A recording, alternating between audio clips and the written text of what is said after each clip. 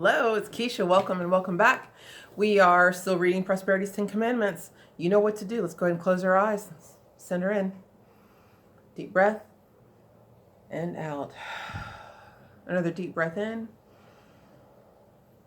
and out.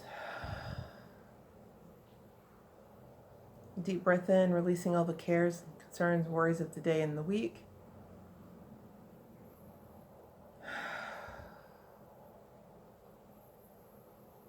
And now breathe in the peace and knowing and remembering your divine spark, your true nature.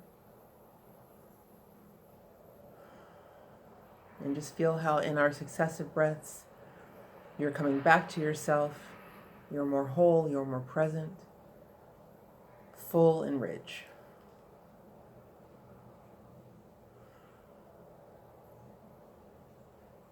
When you're ready, gently open your eyes. All right. If I'm not mistaken, yes indeed, we are on the 5th commandment. Thou shalt deal honorably with God and with all human instruments through whom God's good is manifested for you. Honor thy father and thy mother, that thy days may be long in the land which Jehovah thy God giveth thee.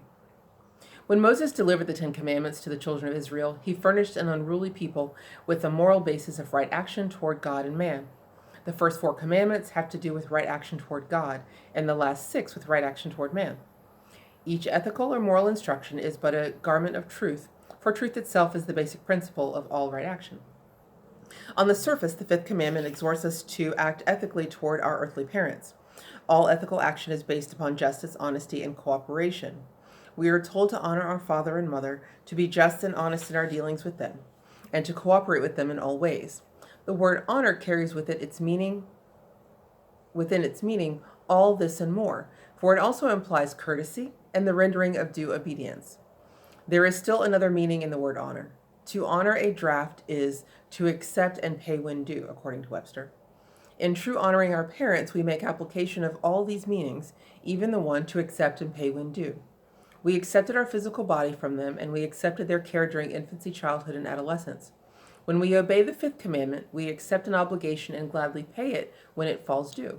In other words, when our parents in turn need our loving care and we are able to use in their service the body they nurtured and the mind they disciplined and instructed, we are under obligation to do so. The 5th commandment begins the instruction concerning right action toward our fellow men. Logically, it starts with right action toward our parents.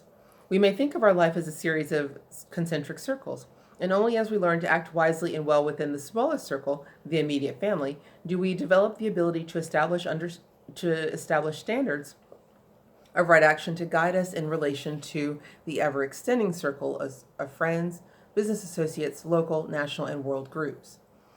The spiritually awakened soul sees his earthly father and mother as the human instruments through which God's law has worked to provide him with a physical body to serve him as he goes about the business of living God's life for him here on earth. He knows himself as a spiritual being and God as his progenitor. He knows the same truth for his father and mother and honors them for the part they play in enabling him to continue working out his mission, the manifesting of the Spirit God has given him. Thomas Aquinas, the great Italian theologian of the 13th century, makes it very plain that if we are unable to be grateful for the physical life bestowed by our parents, we are unable to be grateful for the spiritual life bestowed by God. As you are in the little things, you are in the big things. In the commandments of God, he says, natural life is nothing as compared to the life of grace. If then you fail to acknowledge the blessing of the natural life which you owe to your parents, you are unworthy of the life of grace which is greater, and still more unworthy of the life of glory which is the greatest of all blessings. I don't know, I don't like hearing the words that we're unworthy. But I get what he's saying. I mean, we just don't have to take it to the extreme, I guess.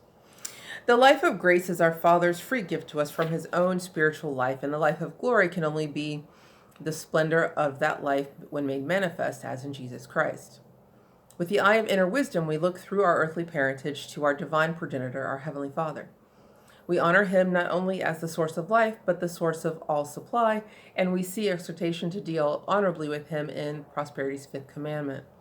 Thou shalt deal honorably with God and with all human instruments, through which God's good is manifested for you.